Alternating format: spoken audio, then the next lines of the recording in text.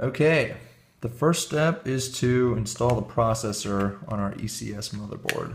If you look at the chip, there's this triangle right down here that indicates the bottom left corner for alignment.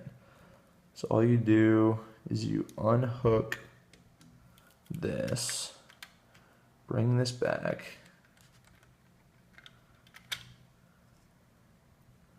just slide the chip in, make sure it's snug,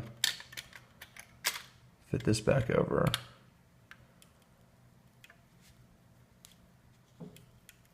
snap down, and this piece should pop off. The next step is to put the CPU fan on. So this stock fan has some thermal paste on the bottom, but if you were to buy your own fan, you would have to apply thermal paste to the top of the processor at this point. One other thing to keep in mind is that the CPU fan connector is right there, so this wire needs to reach to that point on the motherboard.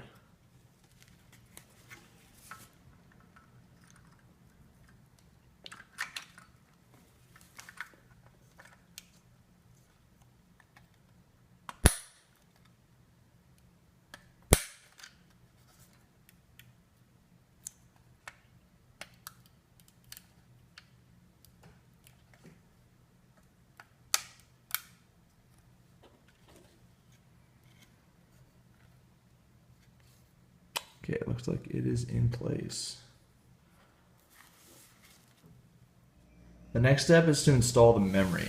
We have two 4GB DDR3 1600 sticks, which go in these slots right here. Now you want to push it down far enough that these pieces can snap into place and secure the memory to the motherboard. You may require a little bit of pressure.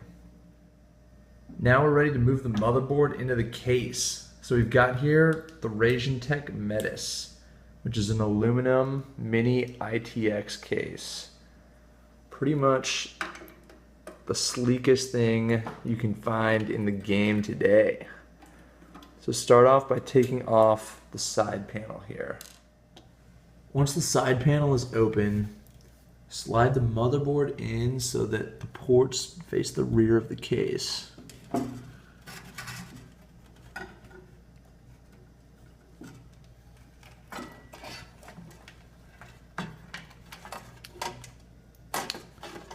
There are 4 holes on the back side of the case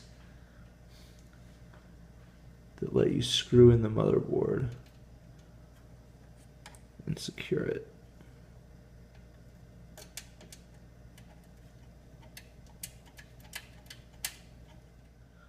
Now that we've got the motherboard inside the case, we can install the power supply unit. So we put it in so the fan faces the inside of the case.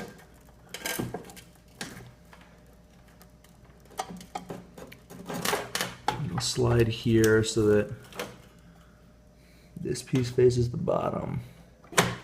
And then there are 4 screws that go in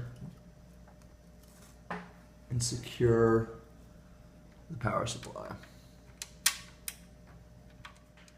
Finally, we get to the beast, the mini GTX 970. So this fits into the PCI slot on the very edge of the motherboard.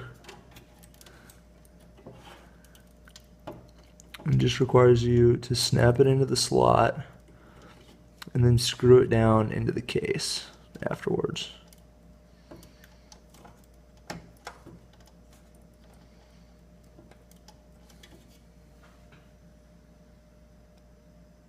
The last major component is the 256 gigabyte SSD. It's going to lay flat on the bottom of the case just like this. I would recommend plugging in the SATA cable and the power source beforehand, just because once it's screwed in, it's sort of a tight fit.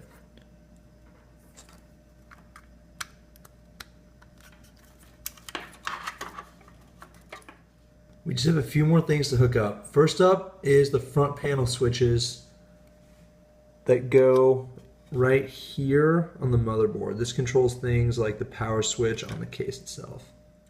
And the front panel USB, which goes right there. Now we can circle back to the CPU fan, which gets plugged in right there at the edge. And finally, we need to hook up our SSD. So that uses this SATA connection that gets plugged in down here.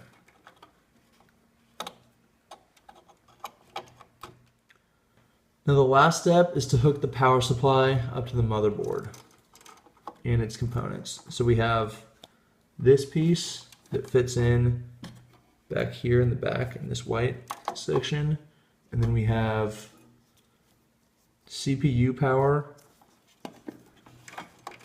that goes right there, and then we also have a PCI connection that fits into the graphics card right there. This is the system fan connector, which powers the fan attached to the case. It gets plugged in right there. And that wraps it up. The last step is just to close up the case, and you've got a great looking computer.